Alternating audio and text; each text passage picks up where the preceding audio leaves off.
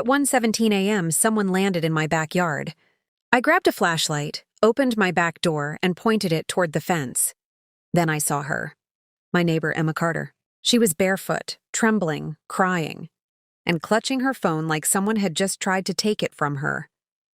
"Emma?" I whispered. She looked behind her. Then she looked at me, and with tears running down her face, she said something I'll never forget. "Please, let me stay at your place tonight." I had known Emma for almost a year. I'd seen her laugh.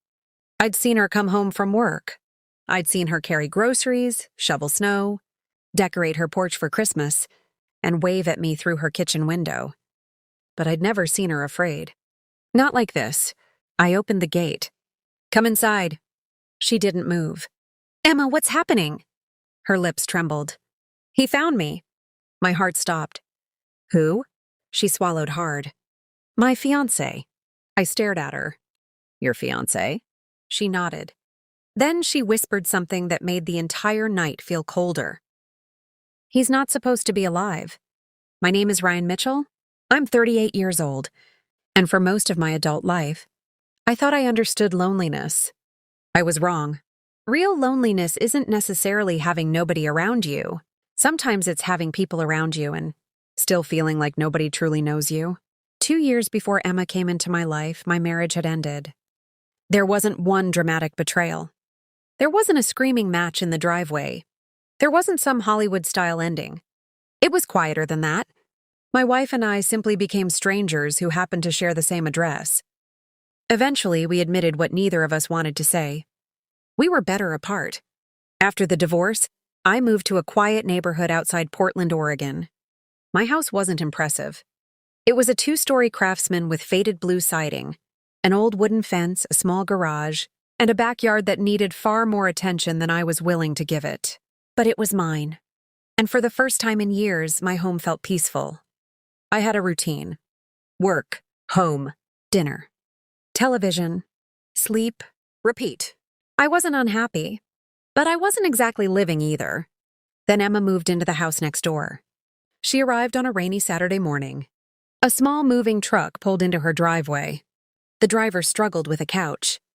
Emma struggled with 3 boxes. 1 box fell. Books scattered across the wet driveway. I watched from my porch for about 5 seconds before grabbing my jacket. "Need help?" She looked up. Her hair was soaked. Her cheeks were red from the cold. And somehow, even covered in rain, she smiled. "I was hoping you'd say that." That was the first time I met Emma Carter. She was 31. She worked as a 3rd-grade teacher at a local elementary school. She loved coffee. She hated driving in snow. She collected old Christmas ornaments. And according to her, she had absolutely no ability to keep houseplants alive. "You're looking at a woman who has killed a cactus," she told me. I laughed. "How do you kill a cactus?" "I don't know. Apparently talent." I helped her move boxes for almost 2 hours. Before I left, she handed me a cup of coffee. "Thank you." "You don't have to thank me." "Yes, I do." "Why?" "Because I was about 5 minutes away from crying in front of the moving company." I smiled. "Anytime." I didn't know it then, but those 2 words would become important. Anytime? For the first few weeks, Emma and I were just neighbors. We'd wave. Sometimes we'd talk over the fence. Once, she borrowed a screwdriver. Another time, I helped her carry a heavy package inside. Then came the coffee. Every Saturday morning, Emma started leaving 2 cups on my porch. The first time, I looked around for a note. There wasn't one. I knocked on her door. She opened it wearing an oversized sweatshirt. "What's this?" "Coffee." "For me?" "No. I just randomly leave coffee on strangers' porches." I laughed. "You made this?" "Don't look so surprised." "It smells good." That sounded insulting. It wasn't. She smiled. "Come sit." That became our Saturday routine. Coffee. Conversation. Sometimes silence. We talked about everything. Except one subject. Her past. Whenever I asked about family, she changed the subject. Whenever I asked about relationships, she laughed. And whenever her phone rang after 9 at night, something in her expression changed. The smile disappeared. Her shoulders stiffened. Her eyes became distant. One evening, while we were sitting on my porch, her phone rang. She looked at the screen. I watched her face change. She declined the call. A few seconds later, it rang again. She declined it again. "Everything okay?" I asked. "Yeah." "You sure?" She nodded. "Just someone I don't want to talk to." I didn't push. But something told me that person wasn't simply an annoying ex. About 4 months after Emma moved in, she invited me to dinner. She made lasagna. It was terrible. I ate 2 servings anyway. She watched me carefully. "You hate it." "I don't." "You're lying." "I'm being polite." She threw a napkin at me. I laughed. That night was different. After dinner, we sat in her living room. She had soft music playing. Rain tapped against the windows. For the first time, Emma looked completely relaxed. Then she said, "I almost didn't move here." "Why?" She stared at her hands. "I needed to disappear." I waited. She continued, "I was engaged." I already knew she had once been engaged, but I didn't know the details. "What happened?" "He cheated." I expected her to say more. She didn't. "I'm sorry." She nodded. "He was charming." There was something painful in the way she said it. "Everyone loved him." She laughed bitterly. "My parents loved him. My friends loved him. My coworkers thought he was perfect." "What was his name?" She hesitated. "Daniel." Then she showed me an old photograph. Daniel was standing beside her. He was handsome, confident, the kind of man who looked like he belonged on a magazine cover. But Emma wasn't looking at him in the picture. She was looking at the camera. And she looked happy. Too happy. I understood immediately. That photograph wasn't a memory. It was a wound. "What happened?" "He disappeared." "What?" "One day he just left." She explained that she'd discovered he had been lying about money. There were debts she didn't know about, business deals that didn't exist, promises he couldn't keep. When she confronted him, he vanished. She assumed he had left the country. The relationship ended. She sold most of what she owned, moved away, and started over. Or so she thought. That night changed everything. It was a Thursday. I'd fallen asleep on my couch while watching an old movie. My phone said 1:17 a.m. Then I heard a noise. A metallic scrape. I sat up. Another sound. This time something hit the fence. I grabbed my flashlight. My first thought was that someone was breaking into my yard. I walked toward the back door. "Who's there?" "Nothing." I opened the door. Cold air hit my face. The flashlight beam moved across the grass. Then I saw a hand gripping the top of the fence. A second later, Emma's face appeared. She pulled herself over. She dropped into my backyard, barefoot, breathing heavily. I ran toward her. "Emma!" She spun around. "Don't turn on the lights." "What happened?" "Please." She was crying. I had never seen her cry, not even once. "Are you hurt?" "No." "Did someone attack you?" "No." "Then tell me what's happening." She looked toward her house, then toward the street. Her voice became barely audible. "He's back." "Who?" She looked at me. "Daniel." I felt a chill. "Your ex?" She nodded. "He's alive." I brought Emma inside. I locked the back door, then the front door. I closed the blinds. She sat at the kitchen table, wrapped in a blanket. Her hands were shaking. I gave her water. She couldn't drink it. "Start from the beginning." She took a deep breath.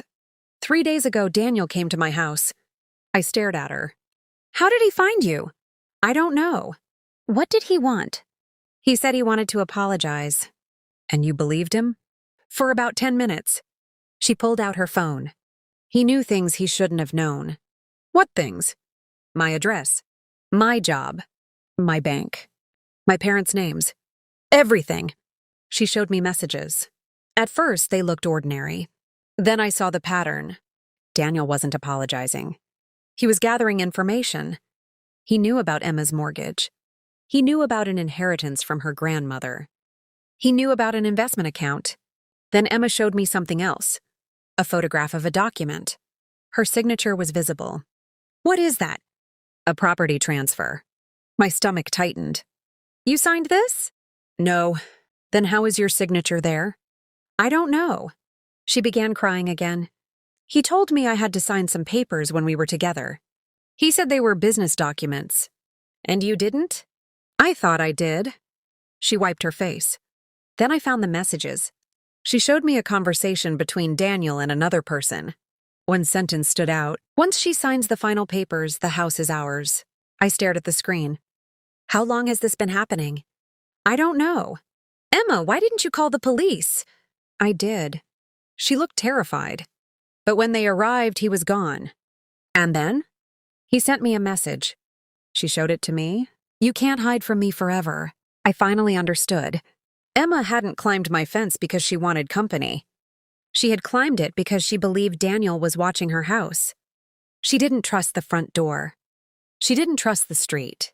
She didn't know where else to go. You can stay here tonight, I said. She looked at me. Really? Of course. I'll sleep on the couch. No, she frowned. You take the bedroom. Ryan, I'm not arguing. She looked at me for a moment. Then she whispered, Thank you. I slept on the couch that night. I didn't sleep much. Around 3:30 a.m., I heard footsteps. I grabbed my phone. I looked outside. Nothing. Then my phone vibrated. A message. Unknown number. She's not safe with you. I stared at the screen. My blood went cold. Daniel knew she was here. Emma found me in the kitchen at 6. She could tell something was wrong. What happened? I showed her the message. Her face went white. He knows. I nodded. She sat down. For several seconds, neither of us spoke. Then she said, I should leave. No. He'll hurt you. He already knows where I live. Exactly. Then leaving won't solve anything. She looked at me. For the first time, I saw something different in her eyes. Not fear.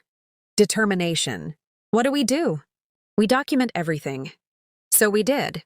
We saved every message, every photograph, every email, every suspicious transaction. We contacted an attorney. We contacted the police. And then we discovered something neither of us expected. Daniel wasn't simply trying to manipulate Emma. He had been doing it for years. The attorney found another woman. Her name was Laura. Laura had dated Daniel 6 years earlier. The story was almost identical. Daniel had convinced her to invest in a fake business. He had gained access to her financial information. Then he disappeared. Laura had been too embarrassed to speak publicly. But when she heard Emma's story, she agreed to cooperate. Then another woman came forward. And another. Suddenly, Daniel's perfect image began collapsing. He wasn't a misunderstood ex-fiancé. He was a manipulator who had built his life around finding vulnerable people and gaining their trust. Emma sat across from me one evening, reading the documents. How did I not see it? I looked at her. Because you trusted someone you loved. She shook her head. I should have known. No, you don't understand. I do. She looked at me. I continued. Being fooled doesn't make you stupid. She didn't answer. Sometimes the people who hurt us study exactly what we need to hear. Tears filled her eyes. Why are you so kind to me? I smiled. Because somebody should be. She looked away. And neither of us said what we were both beginning to feel. 2 weeks later, Daniel made his biggest mistake. He sent Emma a video. It showed her house, her front yard, her driveway. Then the camera slowly turned toward my house. Emma called me. Ryan. Her voice was shaking. I'm here. He recorded us. I watched the video. At the very end, Daniel spoke. You should have stayed away from me, Emma. Then the screen went black. We immediately contacted the police. That same night, officers arrived. They checked the property. They searched the surrounding area. They found evidence that someone had been watching the houses from a nearby parked vehicle. The next morning, Daniel was arrested. This time there was enough evidence. Financial fraud, harassment, stalking-related conduct, identity deception, and multiple victims. Emma finally had a chance to breathe. But freedom didn't instantly erase fear. She still checked the windows before bed. She still startled when a car slowed near her house. She still woke up from nightmares. Sometimes she couldn't explain why she was afraid. And I learned something important. Healing isn't a straight line. Some days are good. Some days are terrible. Some days you think you're finally free. Then one small thing brings everything back. So I stopped asking, "Are you okay?" Because sometimes people say yes when they aren't. Instead, I'd ask, "What do you need today?" Sometimes she needed coffee. Sometimes she needed silence. Sometimes she needed someone to sit beside her. And sometimes she needed to be alone. I respected all of it. 3 months after Daniel's arrest, Emma planted flowers along the fence. I watched from my porch. "You know those are going to die," I called. She looked at me. "Excuse me? You killed a cactus." "That was one time." "You've established a pattern." She threw a gardening glove at me. I laughed. She laughed too. It was the first completely carefree laugh I'd heard from her since that night. She stood there with dirt on her hands, sunlight in her hair, and suddenly I realized something. I had fallen in love with her. Not because she needed saving. Not because she was vulnerable. Not because we'd shared a frightening experience. I loved her because of who she was when fear wasn't controlling her. The woman who laughed at bad jokes. The woman who brought me coffee. The woman who argued with me about movies. The woman who loved children enough to spend her days teaching them. The woman who had survived something terrible and still chose kindness. But I said nothing. I didn't want my feelings to become another pressure in her life. One evening, almost 6 months after the fence incident, Emma came over. She stood on my porch. "You busy?" "No. Can I ask you something?" "Sure." She took a breath. "Why didn't you ever try to kiss me?" I nearly dropped my coffee. "What?" She smiled. "You heard me." I stared at her. I didn't want to take advantage of what happened. "What happened?" "You were scared." "That was 6 months ago." "I know." She stepped closer. "I haven't been scared of you for a long time." I couldn't speak. She continued. "You never asked me for anything." "What do you mean?" "You didn't expect me to love you because you helped me." She took my hand. "You just helped me." I squeezed her fingers. "I wanted you to choose what came next." She smiled. "I think I just did." Then she kissed me. It wasn't dramatic. There wasn't music. There weren't fireworks. It was just a quiet kiss on a quiet porch. But to me, it felt bigger than anything I'd experienced before, because it wasn't built on fear. It was built on choice. A year after that night, we replaced the old wooden fence. The original one had been damaged during the night Emma climbed over it. I suggested replacing it completely. Emma disagreed. "No." "Why?" "I want to keep part of it." I laughed. "Why?" She touched the old wood. "Because this fence reminds me of something." "What?" "That sometimes the thing separating you from a better life is smaller than you think." I smiled. "So we're keeping the fence?" "Absolutely." "You're sentimental." "I am." "Terrifying." She laughed. 2 years after Emma climbed over that fence, we got married. It wasn't a huge wedding. We invited close friends. Her students' parents sent flowers. My sister flew in from Arizona. There were string lights in the backyard. The same backyard. The same house. The same fence. But this time Emma wasn't barefoot. She wasn't crying. She wasn't running. She walked down the aisle smiling. When she reached me, she whispered, "Remember the first night?" I smiled. Every second. I thought my life was over. "And now?" She looked around. Then back at me. "Now I know it was beginning." A few months after our wedding, Emma gave me a letter. "You're not allowed to read it until tonight." "What is this?" "You'll see." That evening I opened it. It was dated 3 years earlier. The night she climbed over my fence. She had written it shortly after waking up in my guest room. The letter said, "Ryan, I don't know if I'll ever have the courage to tell you what tonight meant to me." I was terrified. I thought my life had become something I couldn't escape. When I saw your backyard, I didn't think about romance. I didn't think about love. I thought about safety. And when you opened the door, you didn't ask me what I could give you. You didn't ask why I was crying. You didn't ask me to trust you. You simply said, "Come inside." I think that was the first time in years I felt like I was allowed to be weak. I don't know what happens tomorrow. But tonight I learned something. There are still good people in this world. And maybe someday, when I'm no longer afraid, I hope I can become one of those people too. I had to stop reading. My eyes filled with tears.